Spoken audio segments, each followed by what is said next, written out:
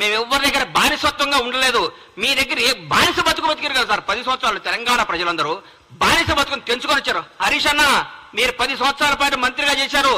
దయచేసి ఆత్మసాక్షిగా గుండె మీద చేసుకొని చెప్పండి. మీరు నిజం చెప్పండి. ప్రభుత్వం రేవంత్ రెడ్డి గారు అద్భుతంగా చేస్తున్నారా చేయట్లేదా, పరిపాలన బాగుందా లేదా, మీరు మనస్సాక్షి మీరు క్వశ్చన్ చేసుకొని మీరు మాట్లాడండి. ప్రతిరోజు ఏదో విమర్శించాలి. ఎందుకు ఇస్తారు సార్ మీకు ఎంపీ సీట్లు? ఒక్క సీటు కూడా టీఆర్ఎస్ గెలవు, బీఆర్ఎస్ గెలవదు. ఈసారి నేను చెప్తున్నా రాసుకోండి, ఒక్క సీటు కూడా గెలవదు. రండి, మీ ఓడిపోయిన మంత్రులు అందరూ వచ్చి, మీరందరూ వచ్చి, మీకు దమ్ము ఉంటే అందరూ వచ్చి ఒక్కొక్క పార్లమెంట్ లో పోటీ చేయండి. అందరూ రండి, ఎంతమంది గెలుస్తారు చూద్దాం. ఒక్కడు ప్రజలు కోరుకుంటున్నారు కాంగ్రెస్ ప్రభుత్వాన్ని. ఈ రోజు ఢిల్లీలో ప్రతిపక్షంలో ఉన్నాం, రేపు అధికార పక్షంలోకి రాబోతున్నాం. ఢిల్లీలో కూడా మేము ఏం చేస్తారు సార్? మీరు టీఆర్ఎస్ ఎంపీలు గెలిచి ఏం చేస్తారు సార్? అక్కడ ఏం చేస్తారు సార్? ఈ 10 ఏళ్ళు ఎందుకు పోలేదు సార్? ఈ 10 ఏళ్ళు హైదరాబాద్ ఢిల్లీ ఫ్లైట్లు అంతేనియా? ఈ 10 సంవత్సరాలు హైదరాబాద్ ఢిల్లీకి ఫ్లైట్లు లేవా? ట్రాన్స్పోర్ట్ అయినా అయిపోయిందా? ఈ 30 రోజు నుంచే ట్రాన్స్పోర్ట్ వచ్చిందా? మీ ముఖ్యమంత్రి గారు ఎన్నిసార్లు కలిచారు సార్?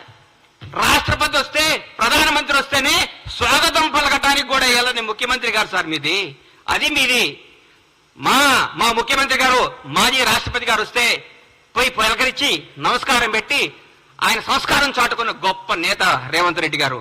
రేవంత్ రెడ్డి గారు యువకుడు, ఉత్సాహవంతుడు, ప్రజల కోసమే, ప్రజా శ్రేయస్సు కోసమే, ప్రజల భాగముల కోసమే, తెలంగాణ ప్రజల కోసం పోరాడుతున్న వ్యక్తి ముఖ్యమంత్రి గారు.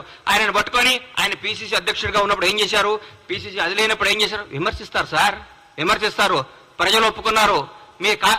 మా కార్యకర్తలందరూ మా ఇంటనే ఉన్నారన్నారు హరీష్ అన్న. 10 సంవత్సరాల ప్రతిపక్షంలో ఉన్నా కానీ కాంగ్రెస్ కార్యకర్తలందరూ కాంగ్రెస్ లో ఉంటారు. ఈ రోజు ఏ పార్టీ కార్యకర్తలు అధికారం ఉన్నా లేకపోయినా ఒక కార్యకర్తలు అంటూ ఉంటారు. బీజేపీ కార్యకర్తలు బీజేపీతో ఉంటారు, సిపిఎం వాళ్ళు సిపిఎంతో ఉంటారు, సిపిఐ వాళ్ళు సిపిఐతో ఉంటారు. ఏ పార్టీ కార్యకర్తలు ఆ పార్టీతో ఉంటారు. కార్యకర్తలు ఎక్కడికి పోరు. కానీ జనం మాత్రం ఈ రోజు కాంగ్రెస్ పార్టీ వెనకాల ఉన్నారు. కాంగ్రెస్ పార్టీ అభివృద్ధి వైపు ఉన్నారు. కాంగ్రెస్ పార్టీ మంచి పరిపాలన కోసం ఉన్నారు. కాంగ్రెస్ పార్టీ చేస్తున్న అభివృద్ధి వైపు ఉన్నారు. దయచేసి ఇకనైనా ఆలోచించుకోండి. కొంతకాలం మీ మానసిక స్థితిని మీ తప్పులు ముందు రెక్టిఫై చేసుకోండి. అప్పుడే 30 రోజులు తట్టుగా ఇవాళ చెప్తున్నా, రాష్ట్రానికి 2వ ముఖ్యమంత్రి రేవంత్ రెడ్డి గారు